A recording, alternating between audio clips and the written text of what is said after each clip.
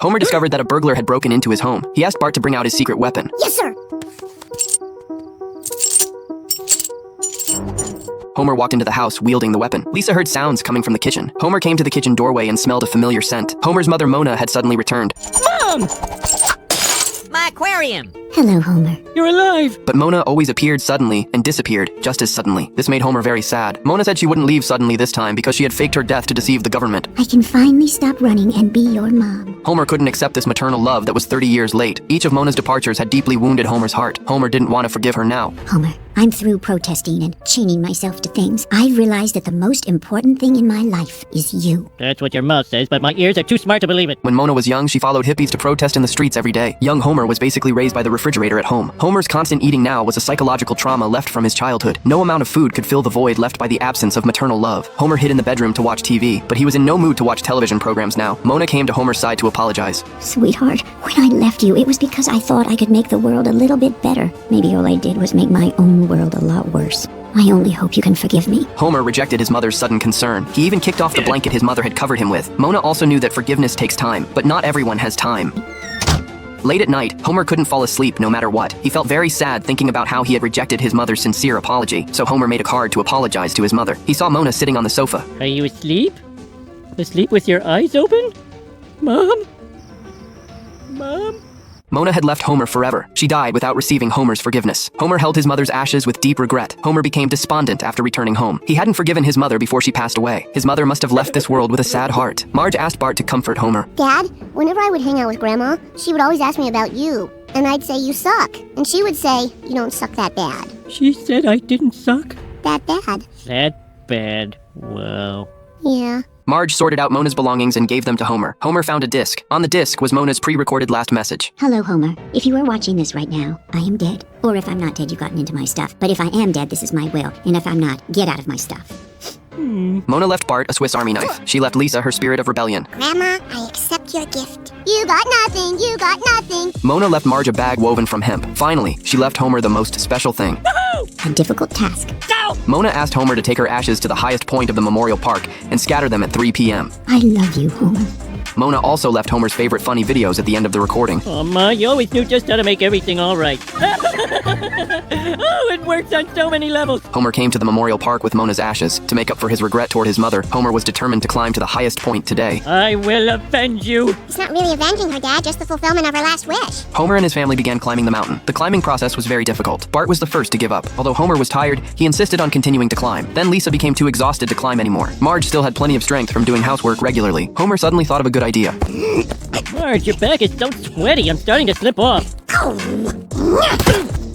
With just a little distance left, Homer would reach the summit. He began climbing hard. As Homer climbed, he realized he was climbing in the wrong direction. He quickly turned around and continued climbing. Through continuous effort, Homer finally reached the summit. Homer felt that the beautiful scenery here was perfect for his mother. 3 o'clock.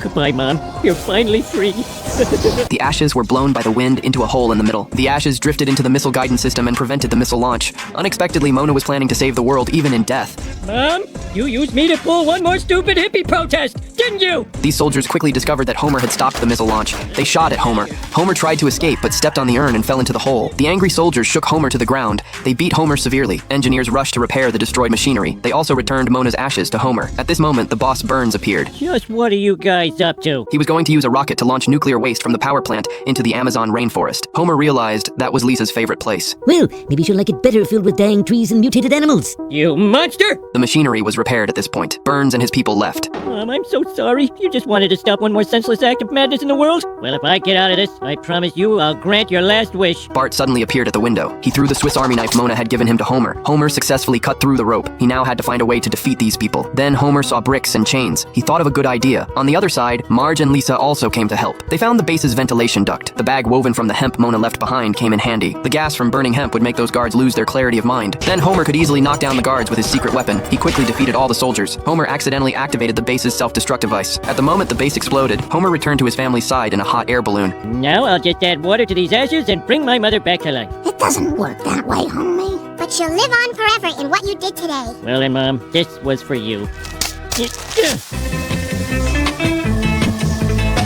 No, I would not give you false hope on the strange and mournful day. But the mother and child reunion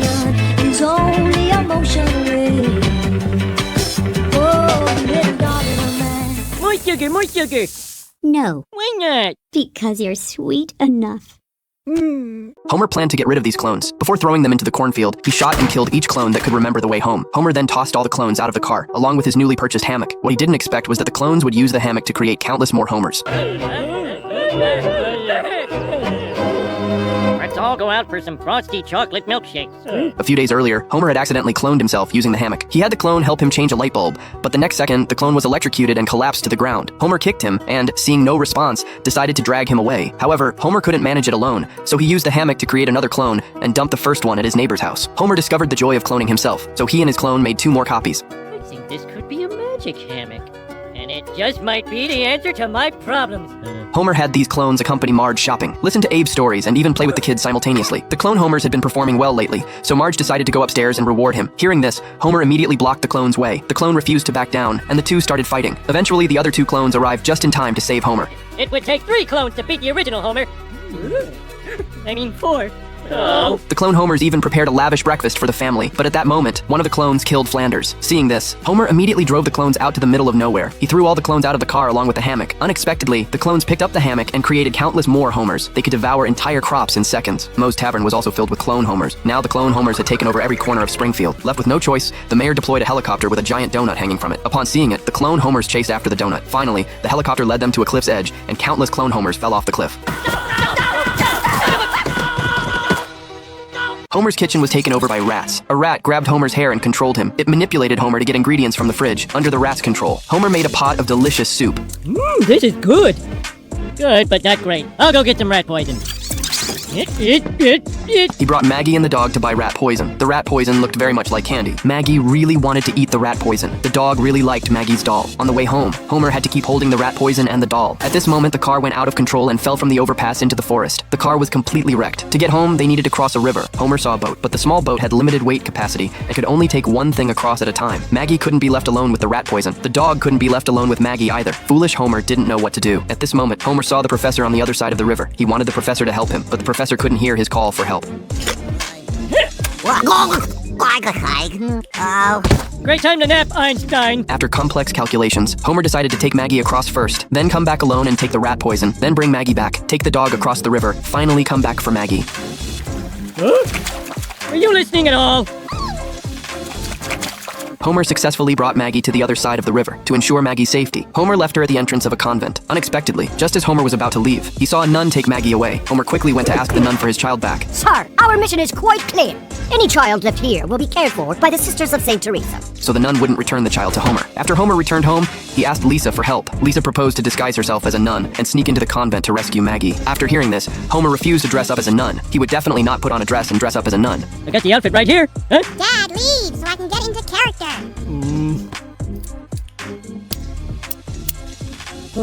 Lisa successfully entered the convent using atonement as a reason. She quickly saw the nursery, but Maggie wasn't there. Lisa asked the Mother Superior about the addresses of other babies, but this aroused the Mother Superior's suspicion, so Lisa was locked in the church. She noticed the mural on the ceiling. All the nuns were attracted by a red gemstone. Why would nuns want a jewel? An old nun nearby explained that the gemstone could seek out everything you desire, but during this process, a series of puzzles needed to be solved. Lisa decided to find the gemstone and then rescue Maggie. The first clue was on the mural. Seek God with heart and soul. Lisa thought of a song praising God. She came to the piano and played. The mechanism behind the piano was triggered. A castle appeared before Lisa's eyes. A nun in the castle turned the key, then triggered a series of mechanisms. After a long wait, a secret chamber appeared. The text on the wall hinted that Lisa needed to find the largest man-made ring in Springfield, but there were big rings everywhere in Springfield. Lisa thought for a long time and decided to go to Springfield's bell tower to find the largest ring. At this time, 2 mysterious people followed Lisa. On the other side, Marge's eyes were injured. To prevent Marge from discovering that Maggie was lost, Homer pretended his hand was Maggie. Who's a chubby baby?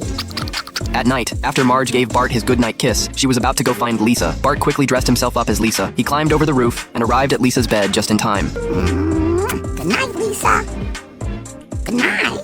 Bart even took out Lisa's saxophone to respond to Marge. At this moment, Lisa discovered the 2 mysterious people. Dinner? Comic book guy? What are you doing here? It turned out they had joined a mysterious organization seeking ancient methods. This organization also wanted to find the gemstone. They followed Lisa for the gemstone. Skinner told Lisa the story behind the gemstone. St. Teresa saw a vision of the gemstone before her death. This gemstone could open a peaceful world. The nuns crossed the sea and came to Philadelphia. They turned the ship into a convent. They began searching for the gemstone in this place. But the news of the gemstone was discovered by George. George started a war to cover up the truth about his search for the diamond. The nuns came to Springfield to escape the war. Legend has it the gemstone would appear during a full moon, and today was the day of the full moon. Lisa suddenly discovered the location of the big ring. I know what the biggest ring in Springfield is.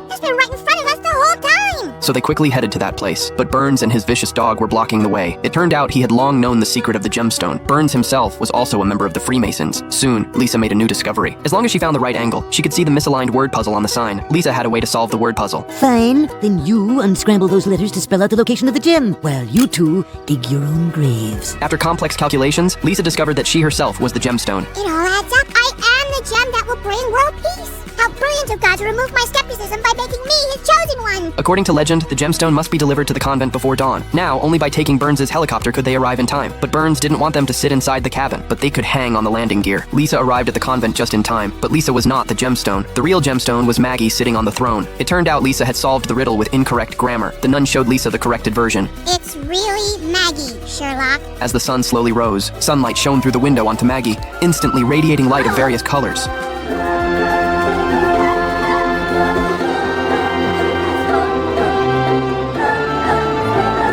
At this moment, Marge found Maggie by her maternal instinct, and her eyes were restored under Maggie's divine power. You're even more beautiful than I remembered. Marge believed that God wouldn't sacrifice a mother's child for world peace. Marge successfully took Maggie away. On the way home, she was a bit worried that her actions were too selfish. Homer told her not to worry. He had already placed another gemstone on the throne. Step aside, ladies. I'm bringing the peace.